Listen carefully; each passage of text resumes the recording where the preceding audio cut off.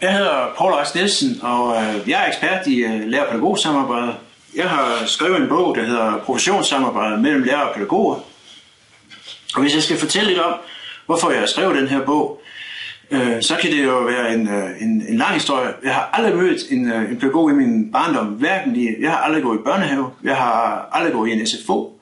Så mit første møde med pædagoger var, da jeg startede som lærerstuderende på et seminarium, hvor der også blev uddannet pædagoger.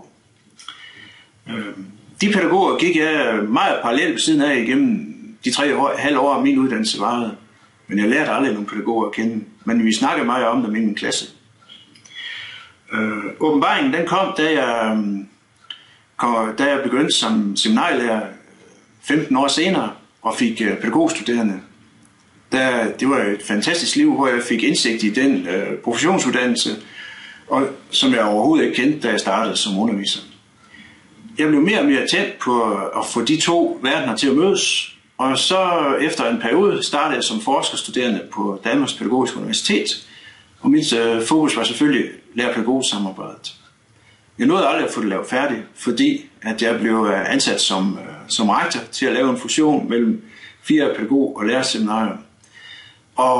Men jeg lavede en stor vidensopsamling dels som forskerstuderende, men også med mine praktiske erfaringer som rektor. De håbede sig op i et hjørne henne i mit kontor derhjemme. Og lige pludselig lå der sådan en knæhøjde stort stykke papir. Og på baggrund af det kunne jeg simpelthen ikke lade være med at skrive bogen, da jeg lavede et helt nyt brancheskift. Og på den baggrund blev bogen til, og den skrev næsten sig selv, fordi jeg havde både det teoretiske materiale og praksiserfaring som rektor.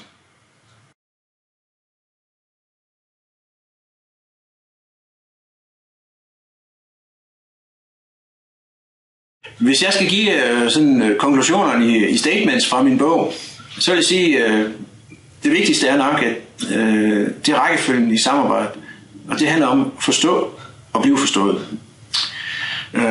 Det er vigtigt, at hvis jeg skal visualisere det, at man har store ører og en lille mund, og husker det, også når man bliver ivrig.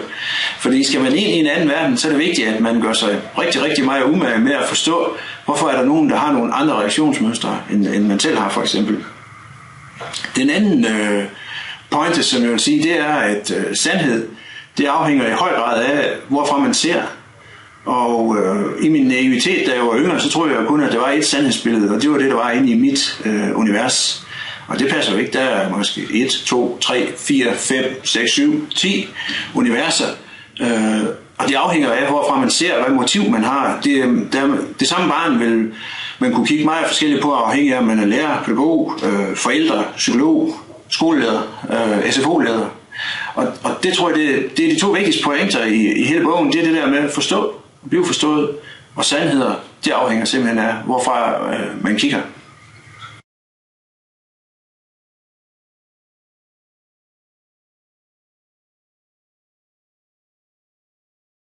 Et af de nøglespørgsmål, som jeg har prøvet at besvare i bogen, er, hvorfor skal lærerpædagoger egentlig samarbejde? Og jeg synes, at der er 2 centrale årsager til, at de skal samarbejde.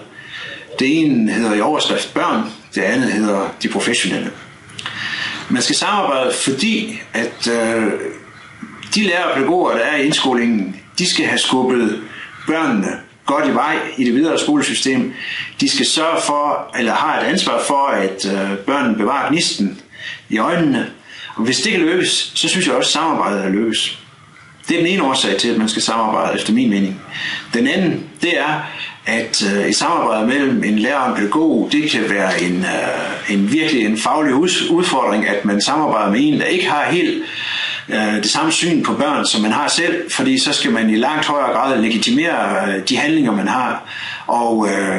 Og så kan man komme til at skubbe konstruktivt til hinanden og give hinanden de nødvendige udfordringer. Eller som en sagde på et tidspunkt, jeg lavede en undersøgelse, så siger hun, og samarbejde med lærerne, det er lige så hurtigt som at gå på seminariet igen. Jeg skal hele tiden legitimere det, jeg gør.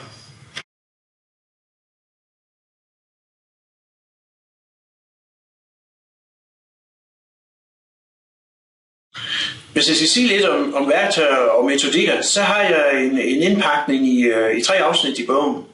Et, der handler om organisation, et om profession, et om interaktion. organisation er jo den ramme, hvor der prøver jeg at gå ind og kigge lidt på, hvad er det for en udviklingsforståelse, der ligger på skolen. Hvad er samarbejdsprincipperne på skolen? Handler det om at være meget ens, eller handler det om at være forskellige? Det handler om, hvad niveau ligger samarbejdet på skolen, osv. osv. Det andet afsnit, profession, det handler i høj grad om, hvad karakteriserer de enkelte professioner. Hvad er identitetsforståelsen for lærerne? Hvad er identitetsforståelsen hos pædagogerne? Og det arbejder jeg rigtig, rigtig meget med, fordi den selvforståelse er vildt vigtig for at kunne samarbejde. Jo bedre selvforståelse man har af sin egen identitet, jo lettere er det at samarbejde med andre. Endelig har jeg interaktion, som jo handler om det læreren og pædagogen gør, når de er sammen. Altså, hvad består aktiviteterne i, man laver sammen? Hvad handler det om på møderne, når man er sammen? Hvordan kommunikerer man sammen?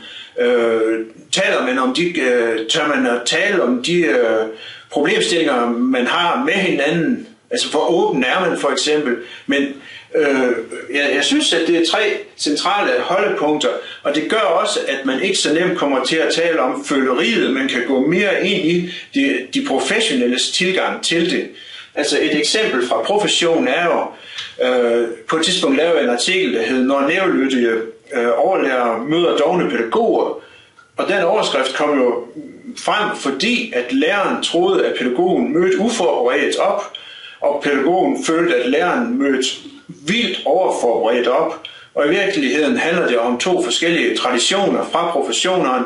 Den ene har i sin kultur tid til forberedelse, og derfor vil det være sådan, når 2 lærere mødes, så siger man, du gør det, jeg gør det, du gør det, jeg gør det. Hvorimod når 2 pædagoger mødes, så har de ikke haft forberedelse, derfor så sker forberedelsen i det rum, hvor mødet også sker.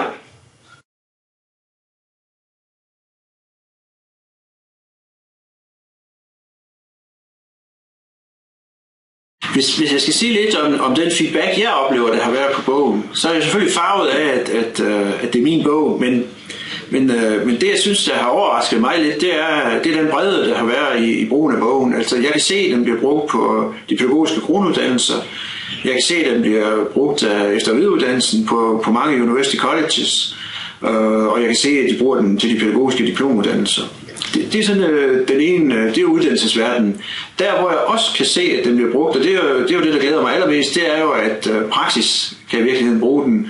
Altså mange folkeskoler, men også især specialskoler har taget den meget til sig. Og det jeg fornemmer, når jeg kommer ud og supplerer med min egen ord bogen, så er det jo, at det der kan bruges til, det er, at det kan give måske den skæve vinkel, det kan iværksætte nogle processer. Jeg kan måske indfange nogle ting, som man ikke har spekuleret over, fordi man har den samme værktøjskasse i dagligdagen, men man bruger måske ikke alle de redskaber, der ligger i den. Og der kan jeg måske få i gang sætte brugen af de redskaber, der er i værktøjskassen. Altså jeg kan afkalke dem, men man kan også måske vise nogle nye veje til at bruge den værktøjskasse, man har. Altså jeg plejer at bruge et billede, der hedder, der er stor forskel af, om man har en hammer og en knivtang i værktøjskassen, eller om man har et helt arsenal af værktøj, som man har købt i weekenden i Silvan. Men det hjælper ikke noget, hvis ikke man bruger det arsenal af værktøj. Og det er det, der er mit mål, det er simpelthen, at man får nogle flere instrumenter at spille på, eller flere værktøjer at spille på. Og det føler jeg, at bogen kan være et element til at iværksætte den her proces. Det er jo trods alt tankevækkende, at 200.000 børn årligt, faktisk mere, er igennem en SFO-indskolingsperiode. Og der er det tankevækkende, hvor få bøger og undersøgelser der er omkring det her. Og jeg vil ønske, at der kom mange flere, så at min bog bare er en blandt mange, men det er det ikke i øjeblikket. Det er en blandt få.